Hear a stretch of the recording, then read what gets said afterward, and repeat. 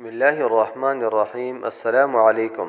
ایک شخص نے جوازات کے ٹویٹر اکاؤنٹ پہ دریافت کیا تھا کہ 3 ماہ کے بعد میں خروجی نہائی پہ جا رہا ہوں، لیکن مسئلہ یہ ہے کہ میرے اقامے میں صرف 2 ہفتے باقی ہیں، اس کے بعد ایکسپائر ہو جائے گا، تو کیا میں صرف 3 ماہ کے لیے اقامہ کی تجدید کروا سکتا ہوں؟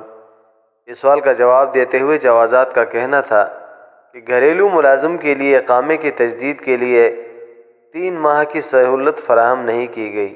جوازات کے قانون کے مطابق گھریلو ملازمین کے لیے اقامے کی تجدید کم از کم 1 سال کی ہے۔ حرمین صرف انسانوں کے لیے حرم نہیں، بلکہ یہاں پر مختلف مواقع میں دیکھا گیا ہے کہ کبھی کبوتر، کبھی اور کوئی چڑیا، اور کبھی تو بلیاں انہونی قسم کے افعال کر دیتی ہیں، کبھی تو پرندوں کا جھنڈ حرم کے ارد گرد طواف کر رہا ہوتا ہے، تو کبھی کبوتر کو سجدے میں دیکھا گیا ہے۔ لیکن گزشتہ کل حرم مکی سے ایک ویڈیو وائرل ہے جس میں دیکھا جا سکتا ہے کہ ایک نمازی نماز کے بعد قرآن مجید کی تلاوت کر رہا تھا، تو اتنے میں ایک چھوٹی چڑیا آ کے اس کے قرآن پہ بیٹھی اور بڑے ٹائم تک اس کا قرآن سنتی رہی۔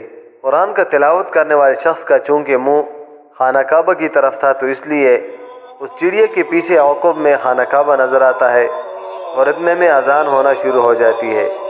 تو یہ ایک عجیب قسم کا منظر عرب میڈیا پہ وائرل ہے، اور یہ اتنا مسحور کن منظر تھا کہ عرب کے تمام سٹریم میڈیا پہ اس کو کوریج دی ہے۔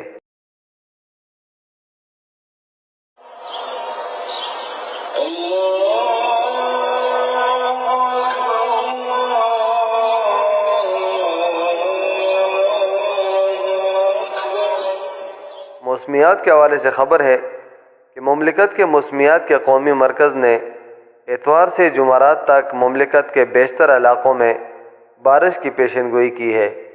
پیر سے مکہ، مدینہ اور شمالی ریجن میں بارش کا نیا سلسلہ شروع ہونے کا امکان ظاہر کیا ہے۔ آپ کے قیمتی وقت کا انتہائی شکریہ۔